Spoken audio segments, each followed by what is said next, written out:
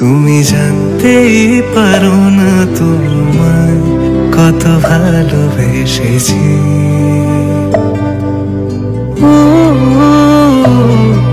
Good morning সবাইকে, কেমন আছো তোমরা সবাই? বর্ণালী বিশ্বাস লাইভ ইউটিউব চ্যানেলে তোমাদের সবাইকে স্বাগতম জানাই।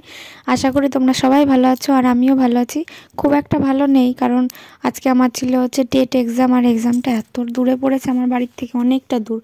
তাই তো সকাল সকাল রেডি হয়ে ভাই আর আমি বেরিয়ে পড়লাম। আজকে আমার সঙ্গে আমার ভাই যাচ্ছে, আর আমার এক্সাম পড়েছে কৃষ্ণনগর চাপড়াতে, অনেকটা দূর। প্রথমে তো সবার কাছে শুনেছিলাম যে বেশিক্ষণ লাগবে না, স্টেশন থেকে এরকম আধ ঘন্টা লাগবে, কিন্তু গিয়ে তো দেখলাম একদমই অন্যরকম।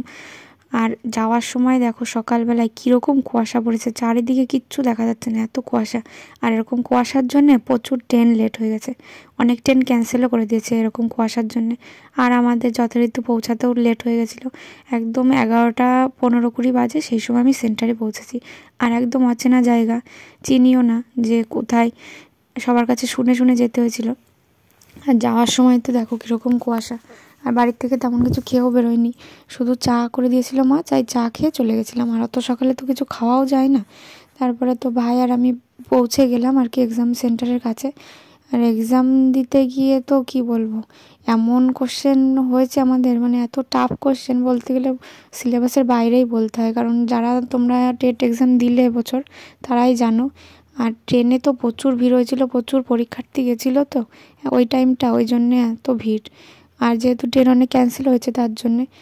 আর যাওয়ার সময় রানাঘাট থেকে ভাই আর আমি কচুরি খেয়ে নিয়েছিলাম, যেহেতু বাড়ি থেকে কিছু খেয়ে বেরোয়নি। আর সকালবেলা তো আর ভাতটা তত পাওয়াও যায় না, তার জন্যে খেয়ে দিয়ে তো তারপরে কৃষ্ণনগর লোকাল ধরে আমরা কৃষ্ণনগর স্টেশনে চলে গেলাম। আর এত ভিড় দেখো তোমরা, কেমন ভিড়! আর ভিড়ের চোটে আমি ভালো করে ভিডিও করতে পারিনি।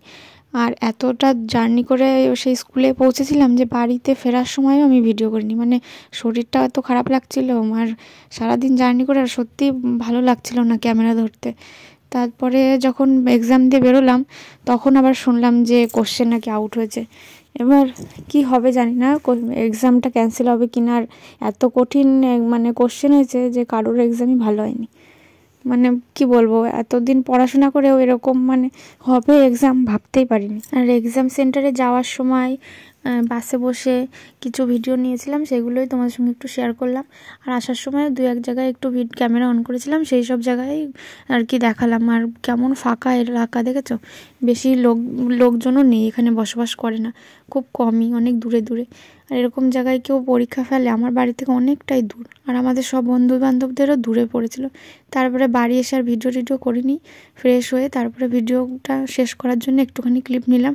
আজকের ভিডিওটা এই পর্যন্তই, পরে আর একটা ভিডিওতে দেখা হবে, কারণ শরীরটা অত ভালো লাগছে না তো, তাই।